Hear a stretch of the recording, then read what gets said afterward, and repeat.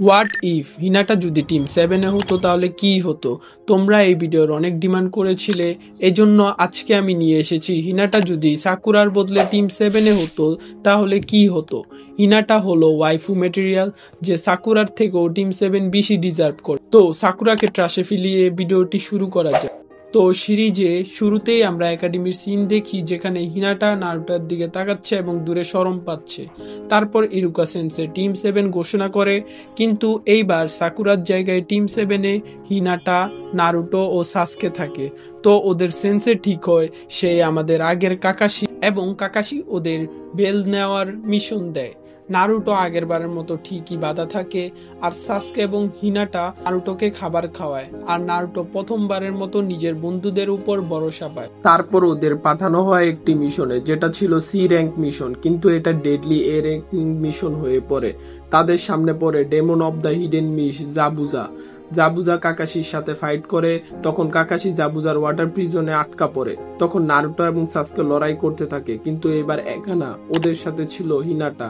হিনাটা তার বাকুগান ব্যবহার করে আসল জাবুজাকে চিনে ফেলে এবং ওদের বলে দেয়। তখন লড়াই পাল্টে যায়, কিন্তু জাবুজার সাথে হাকু তার ডিমোনিক আইস মিররের সাহায্যে নারুটোকে এবং সাসকেকে একসাথে ফাঁসিয়ে দেয়। তখন হিনাটা সাকুরার মতো চুপ না থেকে হিনাটা তার বাকুগান দিয়ে সব শক্তি লাগিয়ে আসল মিরর খুঁজতে থাকে। খুঁজে সে আসল হাকু কে বের করে, যে মিররের ওই পাশে ছিল। তখন হিনাটা তার সকল শক্তি লাগিয়ে ওই আয়না ভাঙার চেষ্টা করে এবং ভেঙেও ফেলে। তখন নারুটো তার রাগে নাইন টেলের চাকরা ব্যবহার করে হাকুকে হারায়। ওইদিকে কাকাশি জাবুজার সাথে ফাইট করতে করতে জাবুজাকে হারিয়ে ফেলে। তারপর তাদের প্রথম মিশন সুন্দরভাবে কমপ্লিট হয়। তারপর অনেক দিন কেটে যায় এবং কাকাশি তাদের চুনিন এক্সামের টিকিট দেয়। কাকাশি তাদের চুনিন এক্সাম অংশগ্রহণ করতে বলে। তখন নারুটো কোনো কিছু না পারায় হিনাটা তাকে খাতা দেখায়, কিন্তু নারুটো এবার হিনাটার খাতা দেখতেই হয়, না হলে নারুটো ফেল হয়ে যাবে তার টিম 7 নিয়ে। তারপর তারা সেই ভয়ঙ্কর জঙ্গলে যায় এবং জঙ্গলে অরুচিমারুর দেখা হয়। অরুচিমারুর সাথে তারা ফাইট করতে থাকে। ফাইট করার সময় অরুচিমারু সাসকের ঘাড়ে কামড় দিয়ে তাকে কার্স মার্ক সিল করে দেয়। তারপর সাসকে বেহুশ হয়ে যায়। তো হিনাটা নারুটো এবং সাসকেকে নিজের সব শক্তি দিয়ে সাউন্ড ভিলেজ মেম্বারদের কাছে প্রোটেক্ট করার চেষ্টা করে।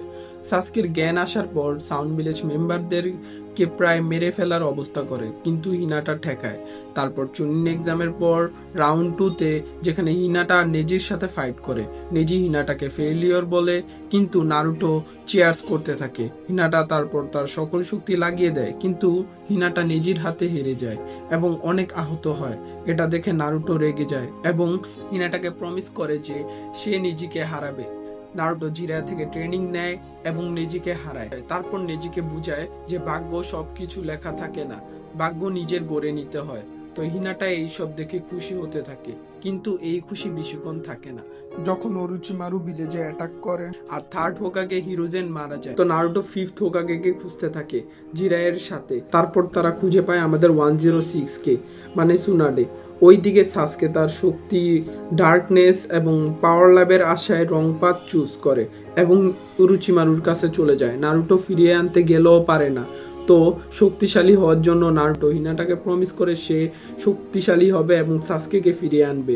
সে ভিলেজ ছেড়ে জিরায়ের সাথে ট্রেনিং করতে যায়, আর হিনাটাও নিজেকে বলে সে আরো স্ট্রং হবে। তো সে লেডি সুনাডের কাছে যায় ট্রেনিং এর জন্য, আর লেডি সুনাডে 106 তার আগ্রহ দেখে তাকে ট্রেনিং করানোর জন্য রাজি হয়।